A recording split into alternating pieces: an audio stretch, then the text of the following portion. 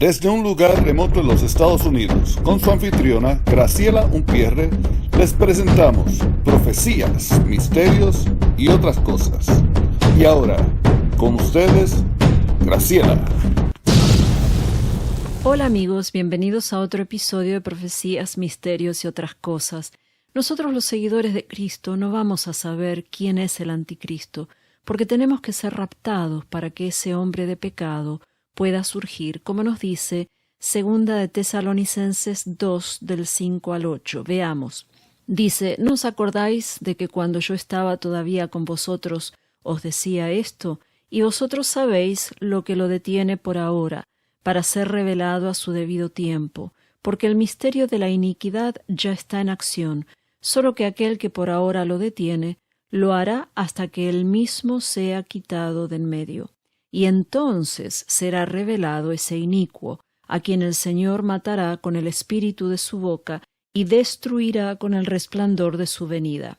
Fíjense que Pablo les pregunta, ¿acaso no se acuerdan? Quiere decir que este pasaje es un resumen de lo que Pablo le había enseñado a los tesalonicenses acerca del rapto, y les recuerda que hay algo que detiene que el anticristo sea revelado. Ese algo es el Espíritu Santo que mora en nosotros. Una vez que sea quitado, y esto es a través del rapto, entonces el hombre de pecado será revelado.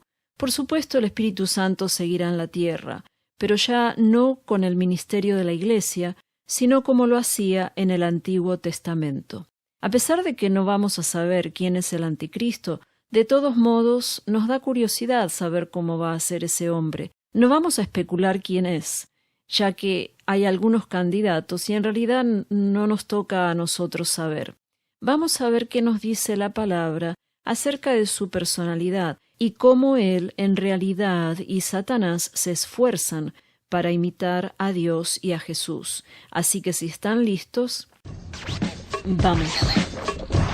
La palabra anticristo aparece 4 veces en la Biblia. Si están escuchando este programa podrán ver los versículos en la pantalla. Ellos son Primera de Juan 2:18, Primera de Juan 2:22, Primera de Juan 4:3 y Segunda de Juan 1:7. Estos versículos dicen que el anticristo viene, eso está en Primera de Juan 2:18 y 4:3, que él es mentiroso, es el mentiroso, Primera de Juan 2:22, y él es el engañador, Segunda de Juan 1:7. El prefijo anti de la palabra anticristo puede significar en lugar de o en contra de. Por eso decimos que el anticristo será una persona que se hará pasar por Cristo, pero al mismo tiempo se opondrá abiertamente a él. El anticristo es mencionado varias veces en la Biblia con otros nombres. Daniel 8:23 lo menciona como un rey feroz y hábil en intrigas. Daniel 9:26 dice que es el príncipe que ha de venir. Daniel 11:21 lo menciona como un hombre despreciable. Zacarías 11:16 al 17 lo describe como un pastor inútil. Segunda de Tesalonicenses 2:3 dice que él es el que trae destrucción. Segunda de Tesalonicenses 2:8 lo describe como el malvado. Segunda de Tesalonicenses 2:9 lo describe como el hombre malo y Apocalipsis 13:1 como la bestia. Si vamos a Apocalipsis 6:2 y 13:3 al 4, vemos que cuando el anticristo sea revelado y suba al poder, su personalidad será la de un hombre carismático. Dice así Apocalipsis 6:2: Miré y he aquí un caballo blanco, y el que estaba montado en él tenía un arco, se le dio una corona y salió conquistando para conquistar.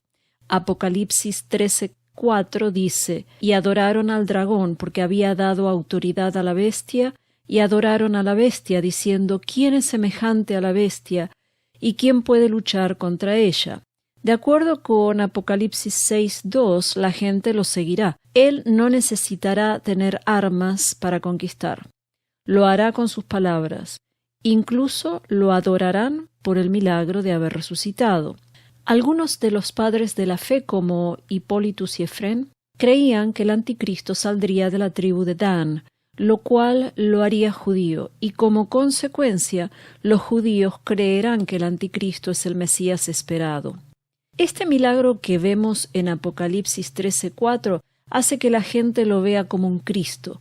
Fíjense que la tierra se maravilló y lo seguirá. La gente lo va a adorar, pero una vez que entre en poder, al final de los 3 años y medio, el anticristo revelará su personalidad arrogante, como nos dice Daniel 7:8. Dice, mientras yo contemplaba los cuernos, he aquí otro cuerno, uno pequeño, surgió entre ellos, y 3 de los primeros cuernos fueron arrancados delante de él.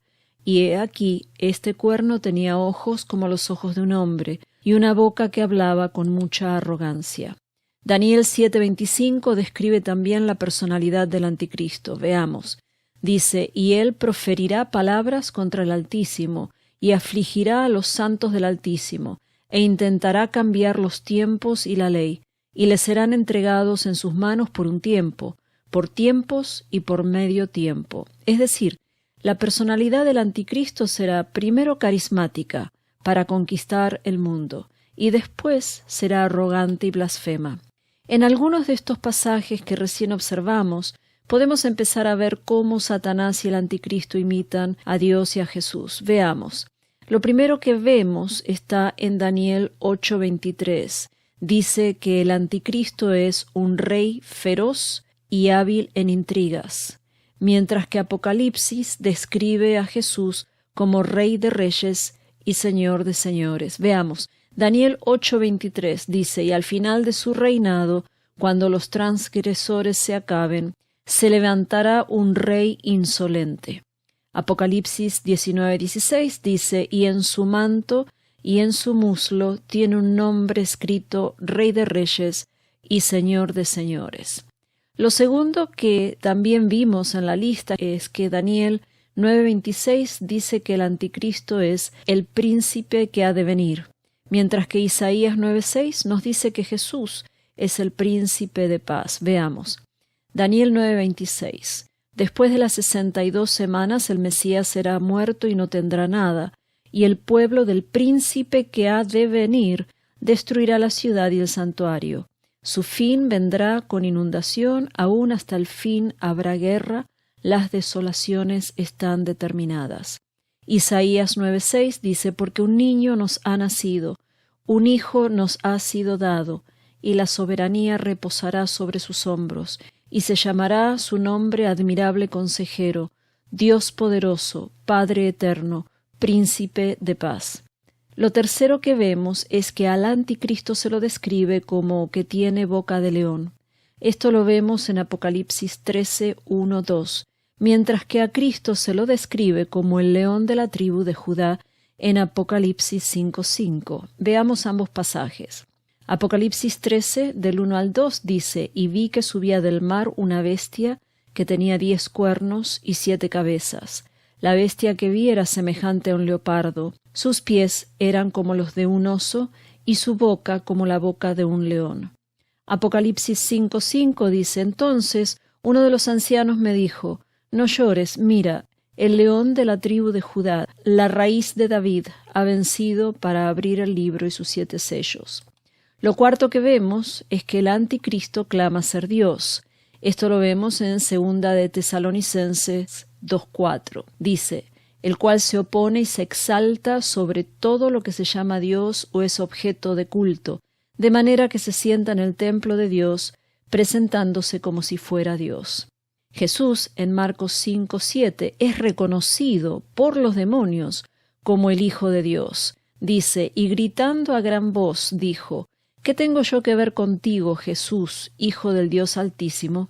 Te imploro por Dios que no me atormentes. Además, vimos en Apocalipsis 13, del 3 al 4, cómo la gente lo va a adorar. Dice, y vi una de sus cabezas como herida de muerte, pero su herida mortal fue sanada, y la tierra entera se maravilló y seguía tras la bestia, y adoraron al dragón, porque había dado autoridad a la bestia, y adoraron a la bestia, diciendo, ¿quién es semejante a la bestia, y quién puede luchar contra ella? Lo quinto que vemos es que el anticristo es empoderado por una fuerza superior. Esto lo vemos en Apocalipsis 3:4, que dice, y adoraron al dragón, porque había dado autoridad a la bestia, y adoraron a la bestia, diciendo, ¿quién es semejante a la bestia? ¿Y quién puede luchar contra ella? Es decir, el dragón es el que le da la autoridad a la bestia, o sea, Satanás le da la autoridad a la bestia. En Mateo 28:18 vemos que Jesús también recibe autoridad, pero él la recibe de Dios. Dice, toda autoridad me ha sido dada en el cielo y en la tierra. Lo sexto que vemos es que el anticristo es miembro de una Trinidad, así como Jesús también es miembro de la Trinidad. Apocalipsis 16:13 dice, y vi salir de la boca del dragón, de la boca de la bestia y de la boca del falso profeta a 3 espíritus inmundos semejantes a ranas. El dragón, la bestia y el falso profeta forman esa trinidad demoníaca. Esos 3 espíritus son inmundos. Segunda de Corintios 13:14 nos dice, la gracia del Señor Jesucristo, el amor de Dios y la comunión del Espíritu Santo sean con todos vosotros. Aquí vemos a Dios Padre, Hijo y Espíritu Santo. Esta es la Trinidad verdadera. Lo séptimo que observamos es que tanto el anticristo como Jesús dan una marca a sus seguidores. Apocalipsis 13, del 16 al 17 dice, y hace que a todos, pequeños y grandes, ricos y pobres, libres y esclavos, se le dé una marca en la mano derecha o en la frente, y que nadie pueda comprar ni vender, sino el que tenga la marca, el nombre de la bestia o el número de su nombre. Esta es la marca del anticristo o de la bestia. Apocalipsis 9, del 1 al 4, dice, el quinto ángel tocó la trompeta y vi una estrella que había caído del cielo a la tierra, y se le dio la llave del pozo del abismo. Cuando abrió el pozo del abismo, subió humo del pozo, como el humo de un gran horno, y el sol y el aire se oscurecieron por el humo del pozo, y del humo salieron langostas sobre la tierra, y se les dio poder como tienen poder los escorpiones de la tierra.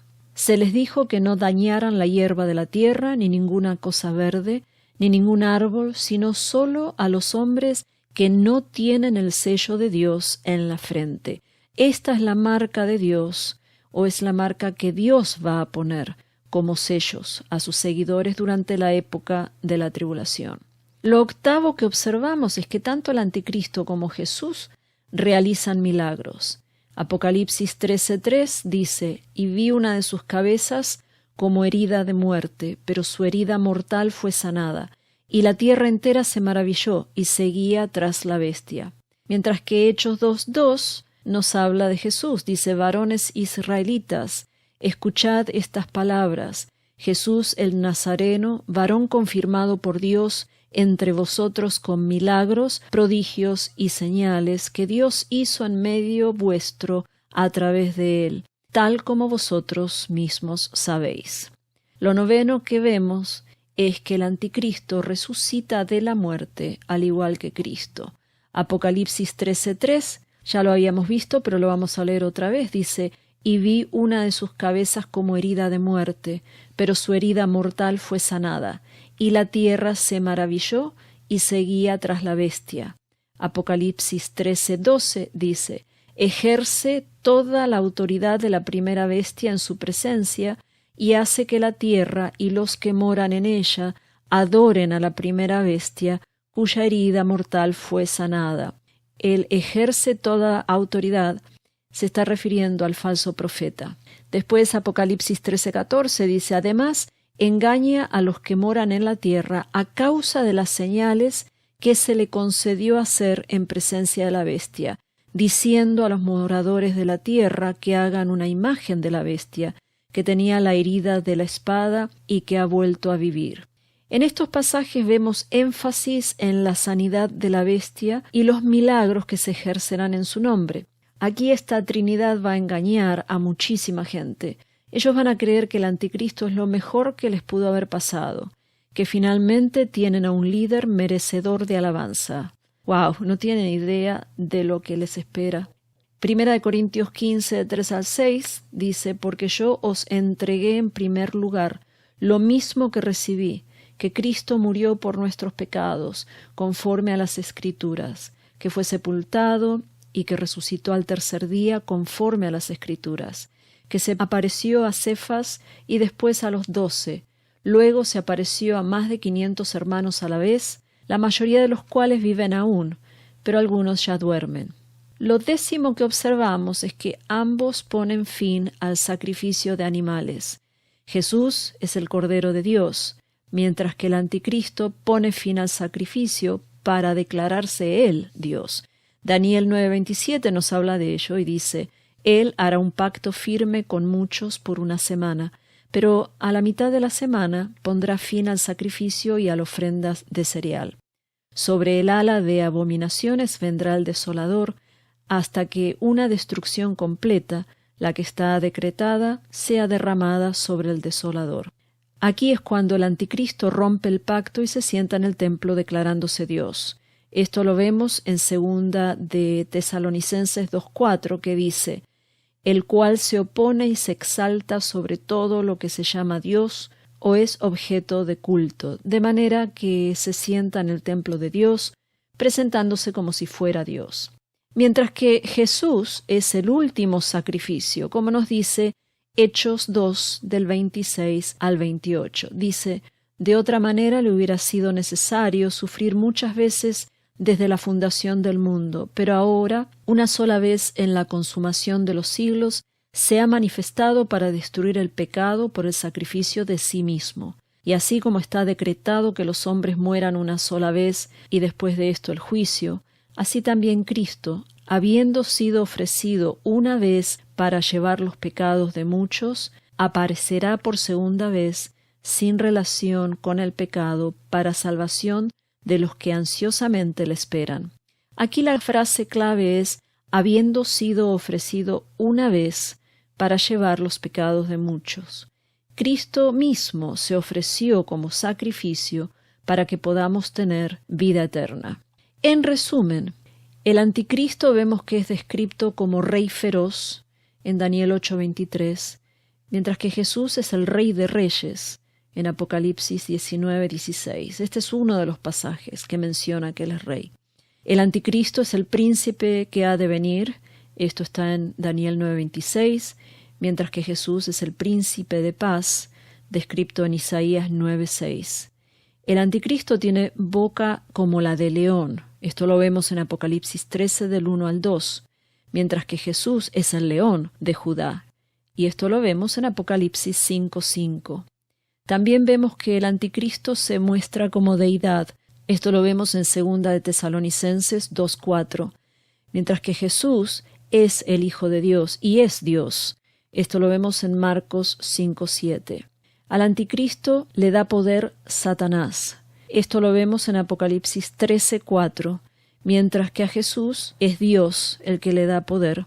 Y esto lo vemos en Mateo 28:18. El anticristo se presenta como miembro de la Trinidad. Esto lo vemos en Apocalipsis 16:13, mientras que Jesús es miembro de la Trinidad verdadera, y esto lo vemos en 2 de Corintios 13:14. Apocalipsis 13, del 16 al 17, describe la marca que el anticristo va a dar a sus seguidores, mientras que Apocalipsis 9, del 1 al 4, nos muestra que Dios va a marcar a sus seguidores para que no sufran la tortura que los demás van a sufrir por 5 meses.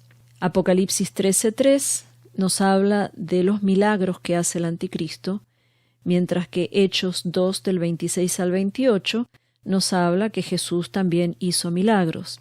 Y estos, por supuesto, son milagros verdaderos, milagros que glorifican a Dios. Después vemos también que el anticristo resucita de la muerte. Esto lo vemos en Apocalipsis 13:3, 13:12 y 13:14. Mientras que 1 Corintios 15, del 3 al 6, nos describe Jesús resucitando de la muerte. Finalmente vemos que el anticristo pone fin al sacrificio de animales, en Daniel 9:27, y que Jesús también puso fin al sacrificio de animales, ya que su sacrificio fue suficiente, y esto lo vemos en Hechos 2, del 26 al 28. Estos son algunos de los paralelos entre la Trinidad de Dios y la Trinidad satánica. Pero en realidad hay muchos más. Sin embargo, lo vamos a dejar aquí. A pesar de que nosotros no vamos a vivir la tribulación, o sea, esos 7 años que son los peores en la historia del hombre, no sabemos cuánto más vamos a ver en esta antesala profética. No sabemos cuán peor se tiene que poner la situación mundial, y me refiero en todos los aspectos, en todos los niveles, ya sea político, moral, religioso, científico, etc. Si ahora vemos y creemos que las cosas están mal a nivel mundial, es garantizado que se van a poner peor, porque tenemos que llegar a ese período de la tribulación. ¿Cuán peor? No sabemos. Será hasta que el Señor diga, ya es hora de que la iglesia esté conmigo, y los voy a ir a buscar, y ahí será el rapto. Es decir, esa es la esperanza bienaventurada que vemos en Tito 2:13. Dice, aguardando la esperanza bienaventurada y la manifestación de la gloria de nuestro gran Dios y Salvador, Cristo Jesús. Así que sigamos aguardando esa esperanza, firmes en la fe, sin ser sacudidos por las tormentas que nos trae la vida y la situación mundial. Tenemos que considerar que es un privilegio que estemos vivos en estos tiempos del fin, que son tan proféticos. Dios me los bendiga y nos vemos en la próxima. No se olviden de suscribirse al canal y apretar la campanita, así les avisarán cada vez que se publique un nuevo episodio. Esto fue Profecías, Misterios y otras cosas que no se predican del púlpito. Introducción, Edgar Umpierre, música por cortesía de Doug Maxwell Media Right Productions y Silent Partner. Nos vemos en la próxima, al menos que nuestra redención ya haya llegado, porque estamos muy cerca. Dios les bendiga.